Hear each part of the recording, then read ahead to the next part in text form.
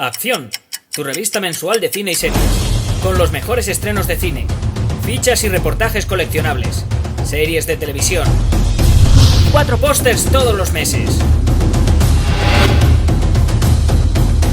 Búscala en tu kiosco. Bueno, Jordi, pues aquí estamos en la Payancueva para hablar de la crítica, la videocrítica que has pedido de un clásico de la historia del cine, un clásico incuestionable, que es la película Casablanca de Michael Curtiz, 1942. Yo creo que todo el mundo tiene una idea de, no solo todo aficionado al cine, sino una buena parte de los habitantes de este planeta tienen una idea de qué es Casablanca, de lo que es la película de Casablanca, incluso sin haberla visto. Tú dices Casablanca y gente que no la ha visto tiene una idea ligera, con una serie de imágenes icónicas de Humphrey Bogart, Ingrid Bergman en un aeropuerto, una historia de amor, etcétera, ¿no? Se ha escrito mucho sobre la película. La American Film Academy incluso la califica como la segunda mejor película de la historia del cine, detrás de Ciudadano Kane, de Orson Welles. Y hay mucho mito en torno al rodaje, lo que es la concepción de la película Casablanca, a cómo salió adelante este proyecto, digamos, con bastantes, por decirlo así, complicaciones, obstáculos, etcétera. Yo no quiero entrar mucho en toda esa mitología de Casablanca. La he visto varias veces, he vuelto a verla para hacer esta crítica. Y lo cierto es que, sin haber sido una película que yo le tuviera un afecto demasiado especial, quiero decir, probablemente no la pondría en el segundo lugar detrás de Ciudadano Kane de Orson Welles, habría otras mucho antes, pero sí que es cierto que para mí, en esta última vez que la he visto, pues he podido entender, teniendo en cuenta que lo estaba viendo con un ojo crítico precisamente para hacer esta crítica que has pedido, Jordi,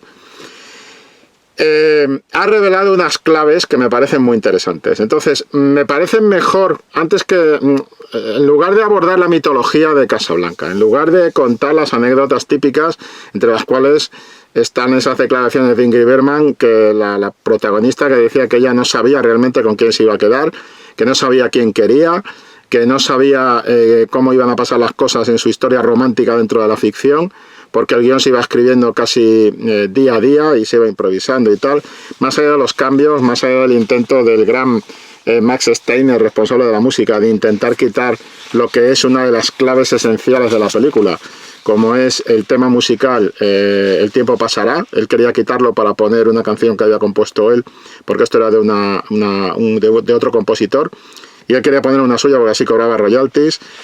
Afortunadamente no pasó el filtro esa idea, porque El tiempo pasará, el tema del tiempo pasará, es un clásico, y es un clásico que define la propia película.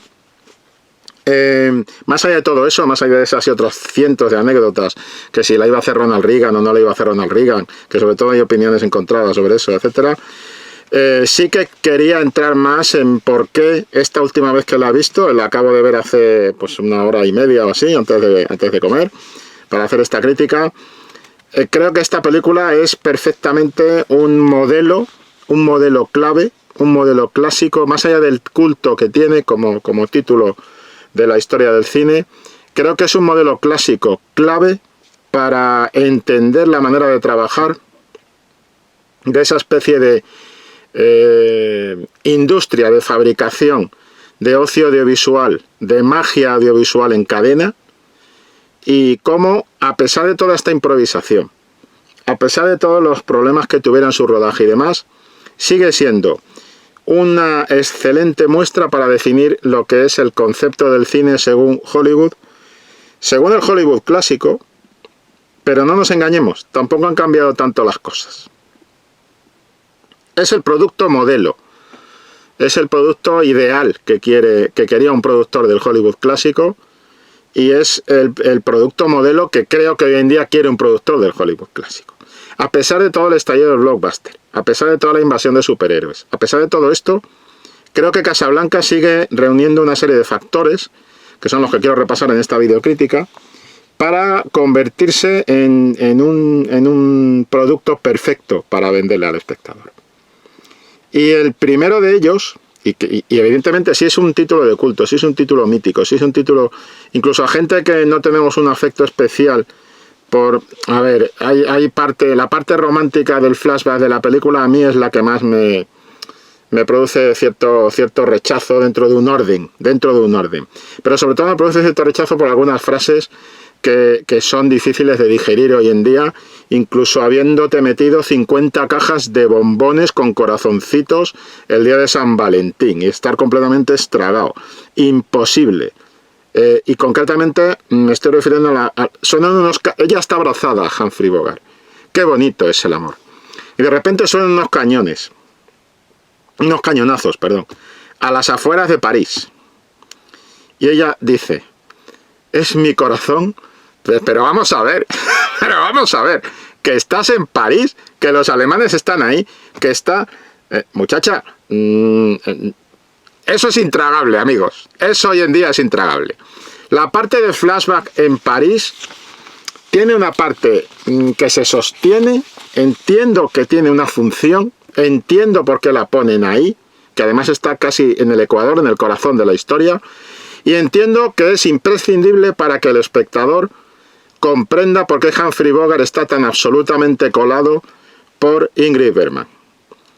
Caso de que no lo supiera ya, viendo cómo Ingrid Bergman en Casablanca, en unas escenas anteriores, le pide a Sam, al pianista Sam, que interprete el tema musical este del Tiempo pasará, y la sonrisa que pone la buena mujer, y cómo ella mira digamos, las partituras que tiene el pianista y lo mira así con los ojos como sesgados. Si con todo eso tú ya no te has enamorado como espectador de Ingrid Bergman y no has entendido por qué Humphrey Bogart está completamente colado todavía y destruido porque esta mujer lo abandonó, entonces ya no te hace falta, es decir, no te hace falta París, no te hace falta el flashback de París. Pero bueno, comprendo, era un poco como subrayar algo muy propio también del sistema de Hollywood, algo muy propio de las películas del Hollywood clásico, que es subrayar. No vaya a ser que el espectador se despiste. Entonces, por favor, si se nos ha ocurrido algo, si creemos que algo es fundamental, subrayemos. Bien, el subrayado excesivo para mí del carácter romántico de la aventura en París, puedo hasta entenderlo según los códigos de Hollywood. Pero es la parte que a mí más y siempre que llego a ese punto cuando suenan los cañonazos de algo así como son cañones o son los latidos de mi corazón. ¿A quién demonios se le puede haber ocurrido esa frase? Por supuesto, uno de los 5, 6, 7 guionistas que participaron en el asunto, y por eso se produce esta irregularidad, ¿no? De repente aparece este pico de irregularidad en un guión que, por otra parte, en muchas cosas es absolutamente modélico, pero modélico de verdad. Modélico en sus puntos de giro, perfectamente situados en el relato, modélico en su definición de personajes desde el principio, modélico en un montón de frases de guión. La frase genial cuando el mayor alemán Strasser le pregunta a Humphrey Bogart ¿de qué nacionalidad es? Y Humphrey Bogart le contesta, soy borracho. Es decir, frente a maravillas como esa, nos encontramos ¿son cañones o es mi corazón que está palpitando? Que tú dices, por favor, que alguien me dispare, que estoy sufriendo. Vamos a ver.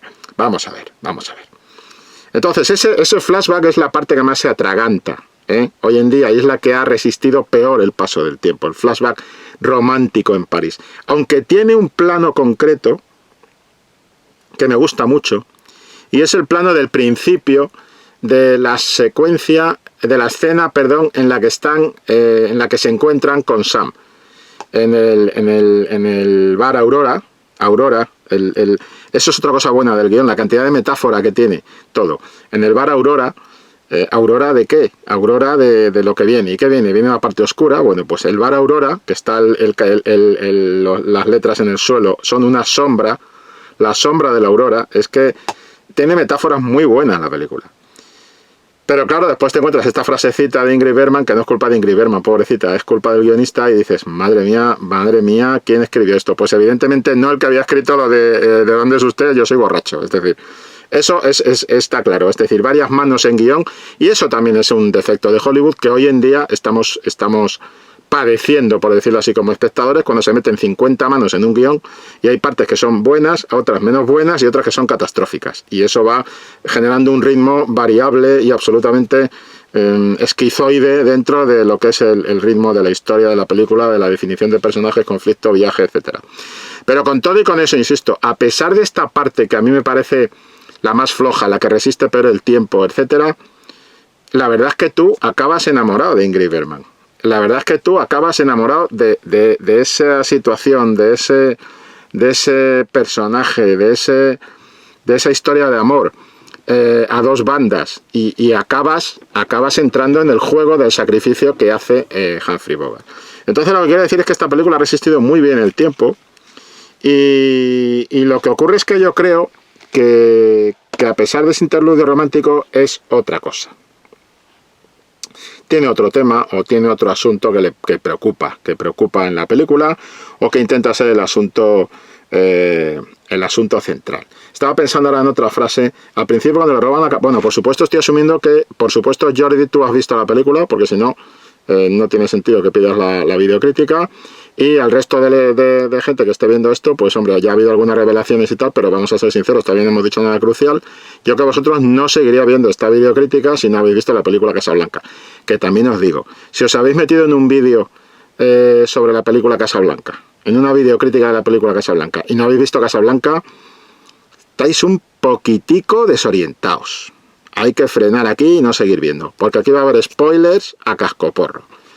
Insisto, yo estoy haciendo la crítica para Jordi, del cual asumo que ha visto la película. Pero estaba pensando, hay otro momento también de esos de diálogos geniales, de guión, también, cuando el carterista, digamos, titular del lugar de Casablanca, que anda robando cartera desde el principio de la película, tiene a su primera víctima, le suelta una chapa de lo peligroso que es todo y tal, y mientras le roba la cartera, y una de las cosas que le dice, ¿se han enterado ustedes? Y una parejilla de abueletes que están allí dicen, pues nosotros oímos poco y entendemos todavía menos. Esas frases de guión no encajan con son cañones o son los latidos de mi corazón.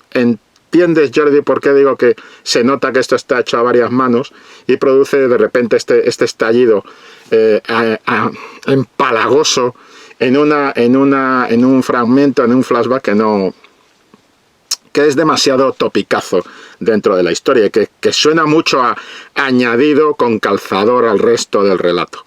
Es la parte que menos me encaja a mí de toda la historia, pero porque creo que en realidad está ahí metida como con cuña. Como decía, a pesar de todo, incluso en esa parte se nota el talento de Michael Curtiz como director y la escena del corazoncito de Ingrid Bergman que late como si fuera un cañonazo, empieza muy bien y empieza con un encuadre perfecto que a mí me encanta, que está, ya digo, el letrero del bar Aurora en el suelo, la sombra del letrero, de ahí pasamos en un plano que vemos a Humphrey Bogart al lado de una especie de miniatura de la Torre Eiffel, donde hay unas copas en un bar, copas de champán. El champán y la bebida, champán, vino, están los licores, están paseando por la película desde que empieza hasta que acaba. Así que no me extraña que cuando a este señor le preguntan de qué nacionalidad es, diga que borracho, porque ahí están borrachos yo creo todos. Pero bueno, de la cantidad de bebercio que se consume en esta película. Pero aparte de eso, como digo, ese plano está muy bien porque está Humphrey Bogart, está concretamente en esta parte del plano, aquí está la Torre Eiffel en una barra de bar, esa miniatura que digo. Aquí al fondo tenemos a Ingrid Bergman, al fondo del plano tendríamos a Ingrid Bergman y al pianista Sam, y curiosamente tenemos aquí, digamos casi a la misma altura que Bogart, a un tío leyendo el periódico, y en el periódico se lee lo que es la actualidad de lo que está pasando en ese momento, que es que los alemanes están a las afueras de París a punto de entrar cuando París ya es una ciudad abierta y están a punto de entrar en esto. Unos planos que además vienen precedidos por una serie de imágenes documentales reales con soldados alemanes y tal, cruzando un puente y entrando en París y todo esto. Y digo todo esto porque ese plano me gusta mucho por una componente clave de la película, y es su cercanía a la actualidad, su cercanía a la realidad, su cercanía a esa reunión que tenían Churchill y Roosevelt en Casablanca.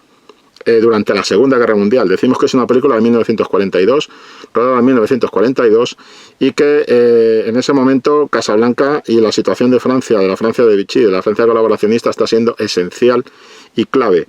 Y es una película que, más allá de esta historia romántica, más allá de estos cañonazos del corazón, que podríamos decir, de una mala frase de diálogo en una película preñada de frases muy buenas de diálogo, más allá de eso, pienso que el tema de la actualidad nos conduce por un camino bastante más interesante que el tema de la historia romántica.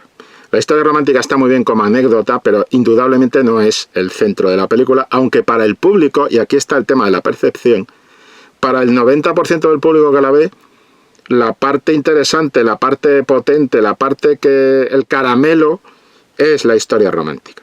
Es la historia romántica de ese sacrificio sentimental que hace Humphrey Bogart al final, que le dice, mira, vete con tu marido, atiende a la causa, que yo me quedo aquí a hacer mis cosas de aventurero audaz. Ese sacrificio es lo que genera que la película sea una película de culto. No dudemos ni por un momento que si Humphrey Bogart se hubiera quedado con Ingrid Bergman, o Ingrid Bergman se hubiera quedado con Humphrey Bogart, me da igual, tanto monta tanto en este caso, la película no sería una película de culto. O sea, la película es una película de culto porque constituye, digamos, una especie de cúspide del ideal romántico cinematográfico del estilo Hollywood. Vale, que es el ideal del sacrificio, el máximo sacrificio. Y también de paso cumple con lo que era la censura de la época, porque bajo ningún concepto Ingrid Bergman se podía alargar, podía dejar a su marido, a su legítimo marido, a su esposo, a su cónyuge, lo podía dejar para quedarse con un amante. Eso el código de censura, el código Hays, no lo hubiera tragado, y era el que estaba imperando en Hollywood.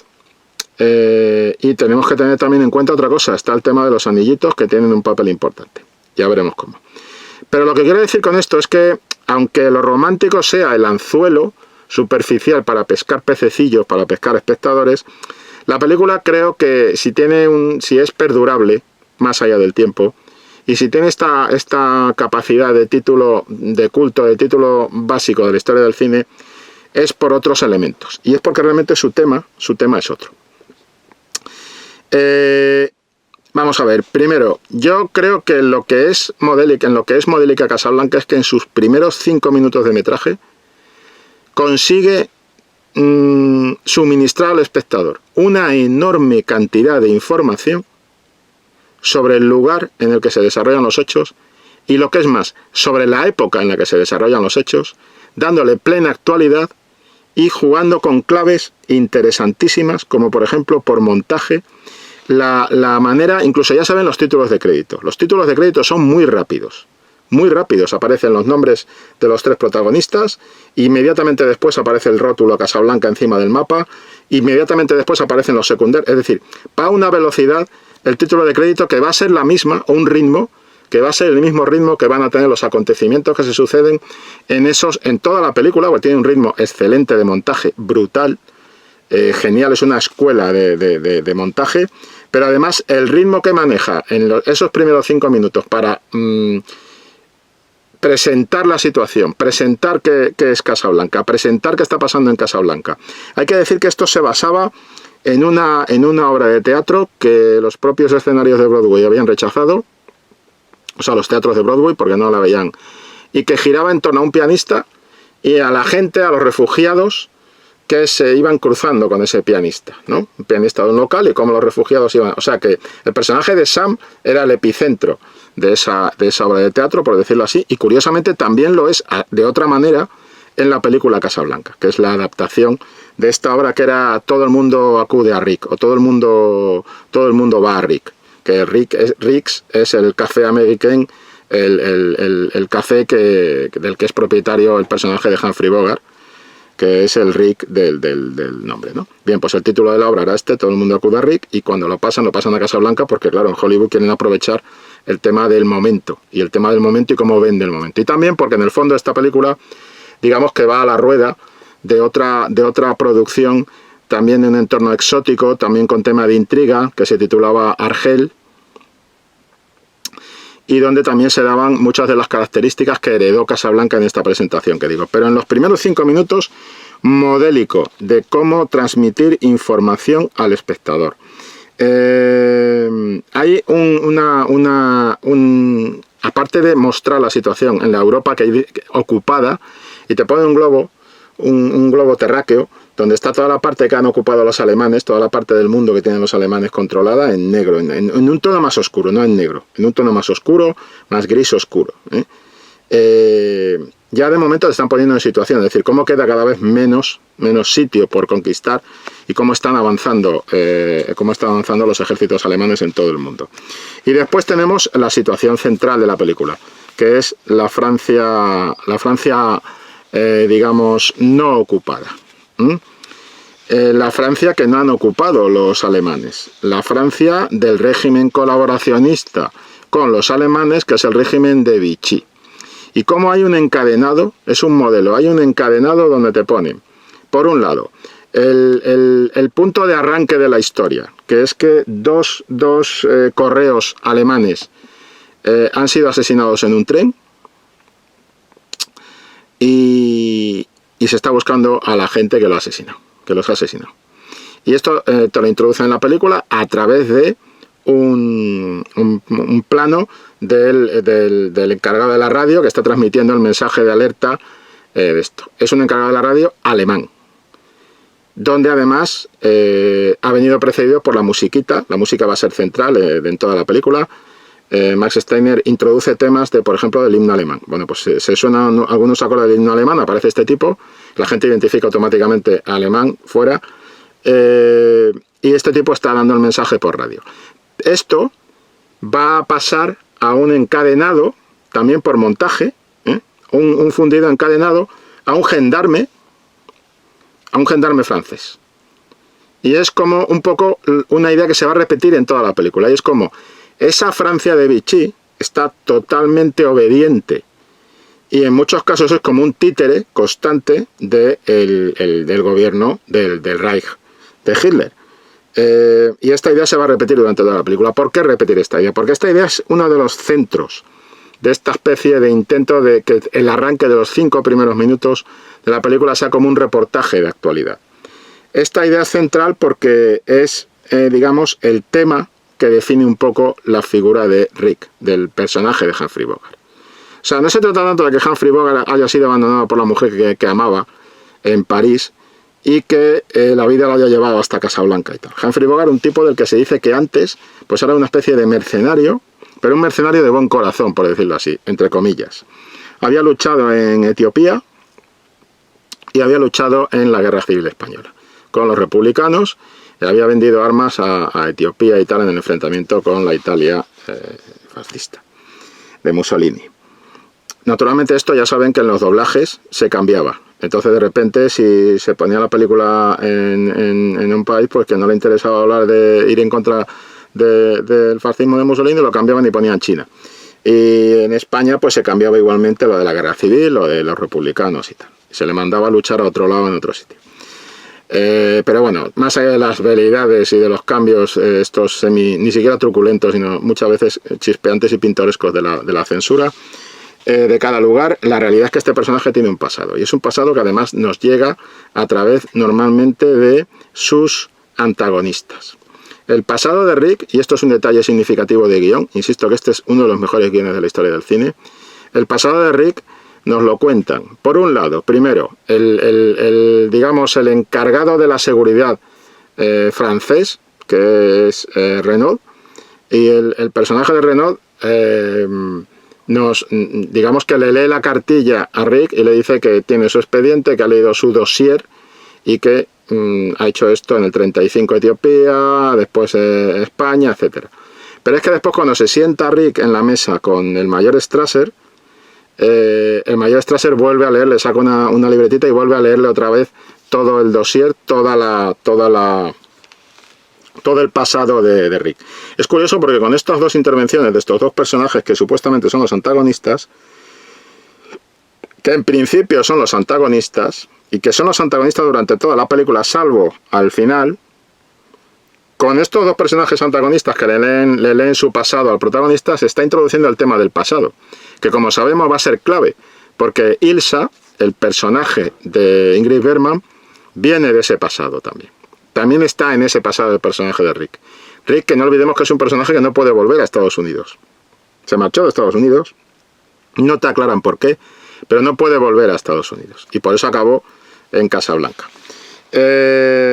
Entonces, la manera de manejar la información, como digo, en estos 5 primeros minutos, y poder introducir incluso bromas, chistes, por ejemplo, cuando baja Strasser del avión, que es cuando arranca realmente la historia, después de que te hayan dicho en Casablanca, se reúne la gente y tal, y hay un plano significativo, que para mí es el que cierra un poco la parte de prólogo de la historia, que es el plano donde se ve el cartel del Café Rick, y por encima del cartel se ve cómo pasa el avión este, que es el que saca a la gente.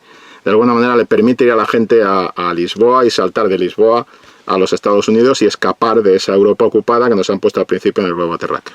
Bien, pues con ese plano del Café Rick durante el día apagado, con el neón apagado, porque no está en ese momento activo, y el plano del avión, te están anticipando en esos primeros 5 minutos todo lo que va a ser el dilema de la película, todo lo que va a ser el desenlace de la película, y que de alguna manera pues te están diciendo, te están dando la información tal. Bien, pues después de ese plano tenemos el plano de Strasser bajando del avión y cómo es recibido por Renault, y curiosamente cómo hacen un chiste los guionistas, que es un chiste del momento, es decir, de repente un oficial italiano se interpone vestido de blanco, todos los demás van de tono más oscuro, pero él va destacando, se interpone, saluda, interrumpe a todo el mundo, molesta, le echa las babillas al oficial alemán y es un poco echado a un lado, este no le hace ni caso, tira para adelante y fuera. La situación, cómo definir la situación en plan jocoso, la situación de Italia dentro de todo este asunto de la Segunda Guerra Mundial, ¿no? Como aliado de Alemania. Como digo, gran modelo de cómo manejar la información en los primeros 5 minutos de película, pero es que además parece, o se diría, que les hubieran puesto un reloj y les hubieran puesto una especie de reto de Misión Imposible, casi suena la musiquilla de Misión Imposible, a los que iban a contar la historia, al propio Michael Curtis como director y después sobre todo al montador, y como sobre todo al montador le hubieran dicho, en 30 minutos esto tiene que estar presentado, tío. En 30 minutos la historia ya despega, el primer acto, tú tienes, fuera de esos 5 minutos de prólogo, tienes que presentarme a Rick, tienes que presentarme cómo es Rick, de qué manera funciona este hombre, cuál es su dilema, cuál es su problema, y en 31 minutos por reloj, y digo que la he visto hace unas 2 horas más o menos, hora y media, 2 horas, en 31 minutos por reloj, esto está acabado, o sea, esto está presentado todo, y sabemos perfectamente quién es Rick, cuál es el conflicto de Rick, cómo opera Rick, y todo a base de detalles interesantes. Primero, un lema muy interesante para contar historias en Hollywood. Presenta primero al antagonista, en este caso a Strasser y a Renault, al oficial francés este, que es el que conduce un poco la seguridad de Casablanca. Primero presentas a los antagonistas y hablas de Rick. Primero, la primera vez que tenemos noticia de Rick es en el cartel del Rick, del local Rick's, y el avión por encima. Después, según van hablando, al salir del aeropuerto, pues Renault y Strasser hablan de Rick. Y Strasser dice, sí tenemos información de este señor y tal. O sea, no hemos visto a Rick. Pero cuando finalmente se nos presenta a Rick, es a través de las manos, con unas manos que lo que hacen es firmar un cheque al portador por $1.000, no sé si era una cosa así, o 1.000 francos. 1.000 francos puede que fueran. Y firma. ¿Y cómo firma? Firma OK Rick en su casino. O sea, autoriza que le presten esta cantidad a alguien que está jugando en su casino, en el Rick Café American este. Y entonces el tipo pone ahí OK y firma Rick. OK Rick es, digamos que es el elemento que define perfectamente el poder que tiene este personaje dentro de Casablanca. Un personaje turbio, un personaje que está, digamos, a caballo entre el mundo de los que llevan todo el trapicheo digamos, el submundo de Casablanca, y al que acuden de vez en cuando los que pasan por allí, los viajeros, los que quieren escapar, etcétera. O sea que está plenamente integrado dentro del AMPA del lugar, el personaje de Rick.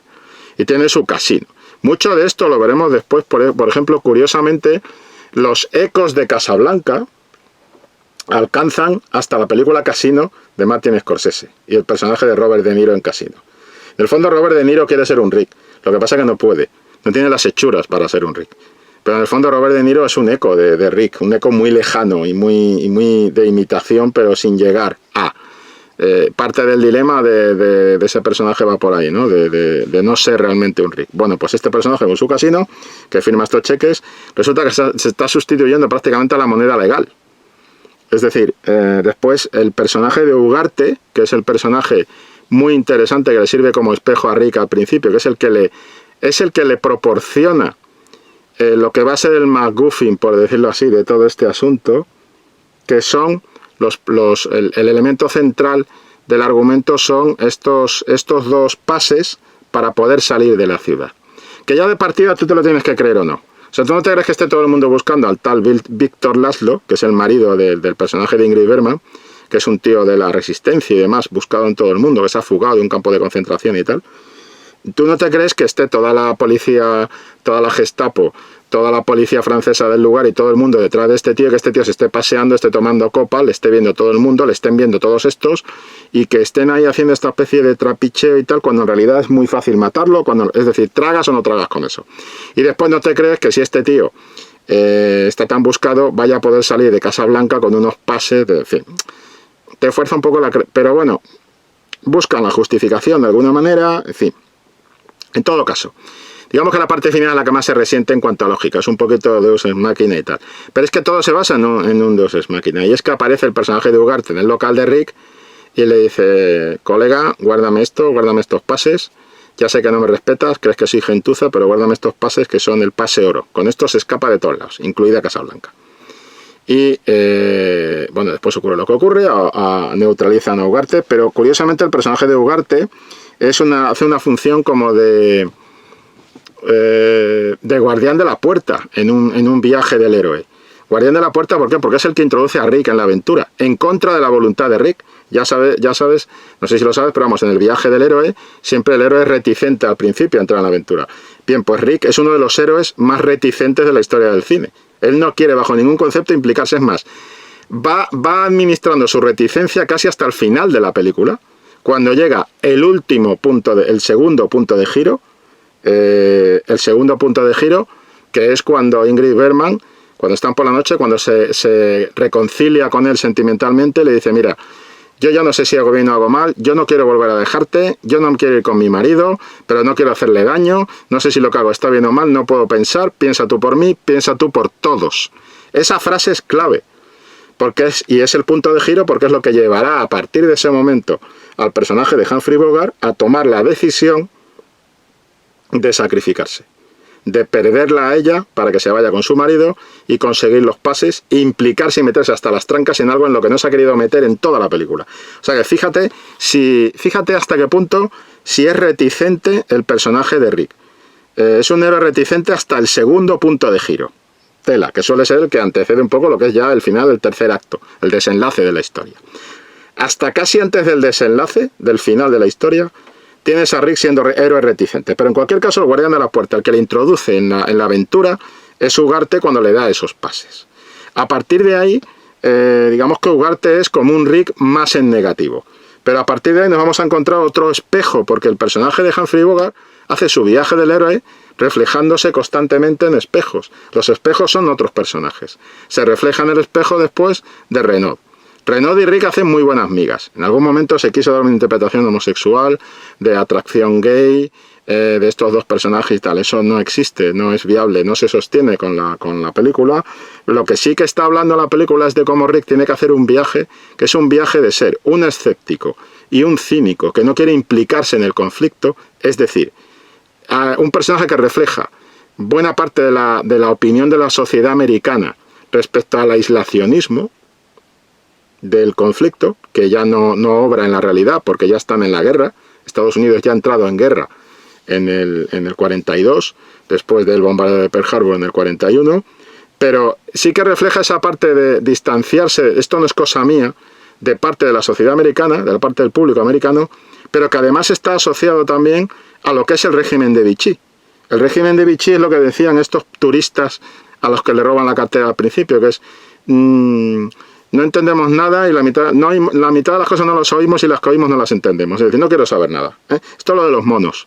Es una película de reclutamiento, de propaganda, en cierto modo, de decir, hay un mundo en guerra y lo del tiempo pasará, y ese flashback viene a hablar de eso, es decirle a Rick y a los propios espectadores, había un mundo en paz, el mundo de París, el mundo en el que podíamos jugar a nuestras historias románticas, a ser felices o no y a tener nuestros conflictos. Pero ese mundo en paz ha desaparecido, se ha barrido. Toca pasar página, toca enfrentar la situación en un mundo en guerra, toca implicarse en un mundo en guerra. Ese es el viaje de Rick, el viaje de la responsabilidad, de asumir su responsabilidad, que es lo que hace al final, cuando ella se sube al avión con el marido y de alguna manera él le dice a Renaud, este es el principio de una gran amistad. ¿De qué te habla esa frase? Se decía que si es que era casi una cosa, digamos, un mensaje de subtexto, de tipo sexual y tal. No hay tal cosa. Lo que hay es la Francia de Vichy. Lo que hay es el aislarse de la Francia de Vichy. Y lo que le está diciendo Rick es, esa es la asociación de Francia. Va a dejar de ser Vichy.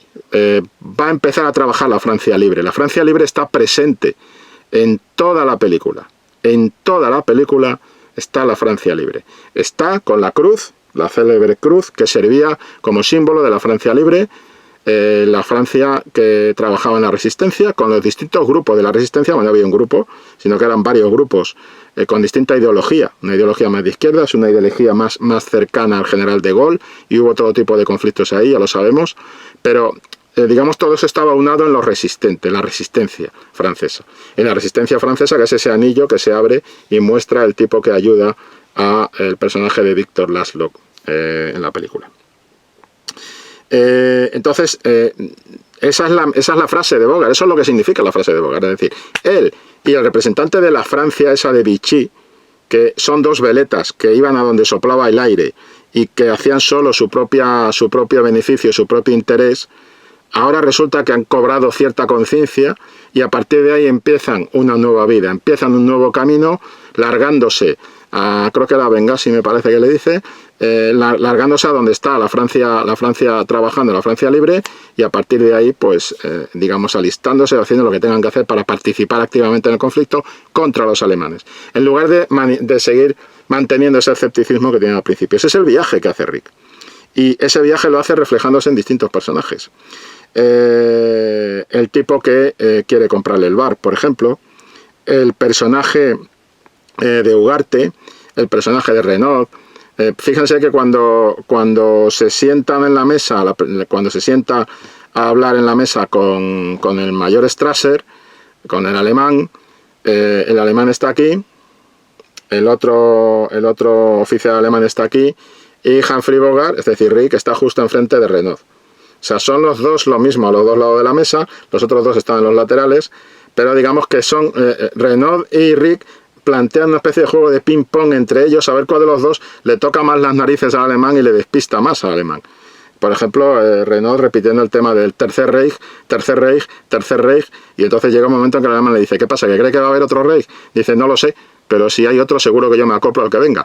Es decir, esos diálogos de Renaud son geniales y definen perfectamente que él es un espejo del personaje de Rick y que se retroalimentan uno al otro. Ahí ni nada sexual, es simplemente una retroalimentación de personajes. Bien, pues como digo, Ugarte entregando estos pasaportes se van a convertir en el epicentro de todo y son los que inician el viaje de Rick de alguna manera a redimirse, a reinventarse, a acabar asumiendo una responsabilidad en ese mundo sumido en guerra que le rodea.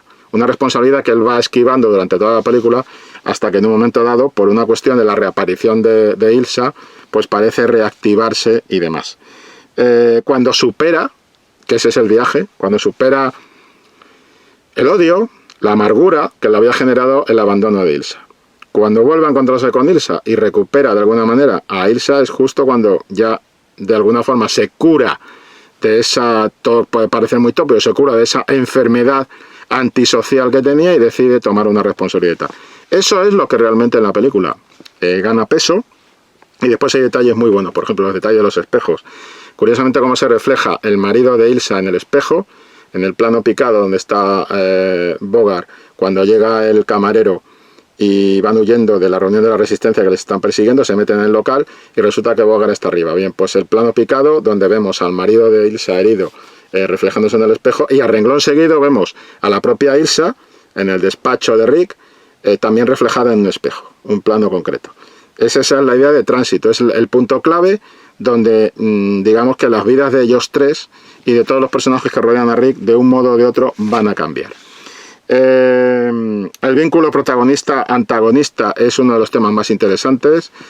Casablanca es interesante no solo por el personaje de Ilsa, de Víctor Laszlo, el personaje de Víctor Laszlo, que es un poco la reserva moral, aunque tiene una de las escenas más recordadas de la película, que es cuando los alemanes están cantando sus canciones, y entonces el personaje de Víctor Laszlo, que es un poco el resistente, el jefe de la resistencia y tal, baja y le pide a la otra orquesta del local que se ponga, a la orquesta del local, de hecho solo hay una, lo que pasa es que los alemanes están tocando alrededor del piano de Sam, que es como si hubieran invadido el territorio de Sam, que eso tiene su metáfora, Sam no está tocando, pero el piano de Sam y la música de Sam va guiando toda la historia. Entonces es como si hubieran invadido ese espacio privado del pasado de Rick con Ilsa, y Rick no hace nada, porque Rick ahí es pasivo. Pero Rick tiene ese otro espejo que es Víctor Laszlo, que es el espejo definitivo, por decirlo así. Rick al principio habla con Renaud de Víctor Laszlo como si fuera un héroe, un tipo al que admira. Cuando se entera de que es el marido de su amante, digamos que ahí se produce cierta tensión, pero en el fondo siempre mantiene esa idea, es decir, Rick se mira en Víctor Laszlo y sabe que no puede ser como Laszlo, y solo podrá ser como Laszlo cuando renuncie a la mujer de ese personaje, a la esposa, y le devuelva a su esposa. Entonces podrá empezar a ser un héroe él también. Hemos dicho el tema de los anillos, la clave que es el tema del matrimonio como vínculo y tal. Y curiosamente, como digo, cuando los alemanes invaden ese espacio privado y Rick no hace nada, el que reacciona es Víctor Laszlo. Baja y pide a la orquesta del local que empiece a interpretar la marsellesa. Ese es el momento del personaje de Víctor Laszlo. Ese es el momento brillante. Pero en lo demás, el personaje de Víctor Laszlo es como un poco tópico también dentro del relato, ¿vale? Un poco tópico, un poco previsible, un poco es un hombre con elevadas ideas morales, dispuesto a sacrificarse por los demás, que se ha escapado de los campos de concentración. Aquí otro detalle que quería comentar. La cantidad de cosas que cuenta la película solo verbalmente. Es decir, la película le da una vida completa a Humphrey Bogart antes de encontrarse con Ilsa, con todo esto de Etiopía, de lo que había hecho en Etiopía, verbalmente, de cómo había combatido con la República en la Guerra Civil Española, pero también le da una vida a Víctor Laszlo. Ha estado prisionero en un campo de concentración durante un año, se fugó del campo de concentración, se ha convertido en un tipo que denunciaba a Alemania en distintos foros, en un líder de la resistencia, conoce a todos los líderes de la resistencia. Es decir, lo mucho que dicen de los personajes, la propia chica búlgara que va a pedirle consejo a Rick, porque Renaud pues bueno, se ha ofrecido a cambio de favores sexuales darle un pase a ella y a su marido. Y la propia chica búlgara cuenta también un atisbo de su propia historia, un boceto de su propia historia, de su pareja, de una pareja joven que intenta escapar y marcharse a Estados Unidos. Es decir, todos esos personajes, lo que tienen de pasado verbal dentro de la historia, dentro de la película, es tremendo, porque eso abre ventanas por todas partes, abre flecos por todas partes y hace la historia mucho más rica. Y sobre todo, por ejemplo, cuando lo que decíamos de la música, Sam, cuando Rick, hay un momento clave, cuando Rick esconde los pasaportes en el piano, empieza a sonar una música hablando en la letra de llamar a la puerta, como llamar la atención, el knock, llamar la atención. Es que es el momento en el que se le empieza a llamar la atención a Rick. Empieza el viaje de Rick hacia esa forma de redención que va a encontrar. Y eso es precisamente esa llamada a la puerta, ¿no? Como esa llamada al timbre, esa llamada de atención de despierta, la llamada empieza ahí, para completar lo que es el tema de la llamada del héroe. Pero es que las canciones van a seguir acompañando. Hablaba antes de la marsellesa, que es el momento álgido de patriotismo de la historia y tal, pero también hay una música que empieza a sonar justo cuando entra Ilsa por primera vez en el local con el marido. Cómo se define a Ilsa también por la música, el tema del tiempo pasará, que da el tema de la película y da la intención de la película, que es el tiempo pasará, pero ese mundo de paz se ha acabado, estamos en un mundo de guerra, hay que pasar páginas, sobrevivir y tirar para adelante, implicarse, en fin. Yo creo que es una película, como digo, muy rica, pero muy rica por cómo maneja montaje, la información, hay cosas brillantes, típicas del Hollywood clásico, que hoy nos pueden parecer tópicas, pero que en aquel momento eran brillantes. Como Ilsa, cuando aparece, digamos, ella sola para hablar con Rick y pedirle disculpas y de alguna manera hablar con él la primera vez sin el marido, está iluminada, de repente aparece en la puerta, Rick está medio borracho con la copa por la noche en el local y aparece Ilsa como iluminada por un rayo casi celestial. Y claro, se puede decir, hombre, es que el rayo es diegético porque lo han convertido en diegético. ¿Cómo? Porque te han puesto 4, 5, 6 planos anteriormente en el que hay los focos estos de vigilancia que cada 2 por 3 están cayendo sobre el local de Rick. Entonces, en ese momento que llega ella, uno de esos focos cae sobre ella. Es diegético, han convertido en diegético algo que hubiera podido ser absolutamente poético. Pero que como poético no hubiera entrado, porque estamos hablando de actualidad, estamos hablando de ese noticiario, estamos hablando de ese intentar pegarse a la realidad. En fin, el tema del final, muy significativo, todo lo que he explicado antes de por qué la frase de Rick no implica algo de carácter amoroso, sexual con Renaud. No, Renaud antes ha cogido una botella y la botella es Vichy. Pone Vichy, el agua de Vichy, la cosa de Vichy. Renaud la va a echar y la tira a la papelera. Renaud ya ha tomado una decisión. Renaud se va a ir con él, pero no por una cuestión sentimental. A pesar de que en un diálogo de la película diga, cuando Ingrid Bergman le pregunta quién es ese tal Rick, ella ya sabe quién es Rick, porque ya ha visto al músico. La importancia del músico es clave y la importancia de la música es clave en la película. En el piano ya digo que se ocultan los pasaportes. Lo que quiere, los pases estos, no son pasaportes, los pases para escapar de Casablanca. Es muy interesante, por ejemplo, cómo pues cuando Renaud tira esta botella de Vichy, ya digo, ya ha tomado su decisión para marcharse con Bogart a correr aventuras, pero hay una frase anterior que cuando ella llega al local le pregunta por el tal Rick, Renaud le dice, Rick es el tipo de hombre del que yo me enamoraría si no me gustaran las mujeres o algo así. Pero eso no implica una cuestión sexual. O sea, Renaud y Rick en realidad son dos caras. O sea, son un espejo mirándose a sí mismo. Porque como digo, es importante el juego de espejos que hay en la película a través de personajes. No porque salgan espejos, sino porque hay un montón de personajes en los que se refleja Rick. Y las tribulaciones de Rick. Y es por ahí por donde va, aunque diga eso de si no me gustan las mujeres es el tipo de hombre del que me enamoraría y tal, eso es una adhesión de otro tipo y tal. Y está en el agua de Vichy, tira el agua de Vichy porque lo que hace Renaud es despertar con Rick, digamos, a la conciencia esta de participar en la guerra, de implicarse en la guerra y dejar de ser simplemente gente egoísta que van a sacar su pasta por donde puedan, ¿no?